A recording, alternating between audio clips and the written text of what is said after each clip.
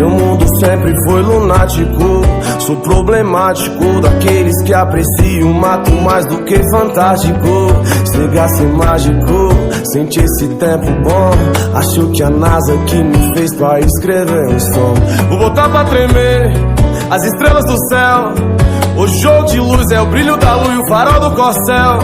Até parece papel quando essa lata treme. Não tem lei do silêncio e nem tem vice ligando pros PM. Vão ver só no telescópio, vai ser mó decepção. Olha a vibe do moleque no meio da constelação. Tá fugindo do padrão, coisa de outro planeta. Pegando estrela na mão, vendo de perto esses cometas. Pisando na lua, gravidade zero. Tipo um astronauta de bermuda e de chinela. Até sentei pra mandar pra ver se era real. Se é culpa das estrelas que tá no meu mapa astral.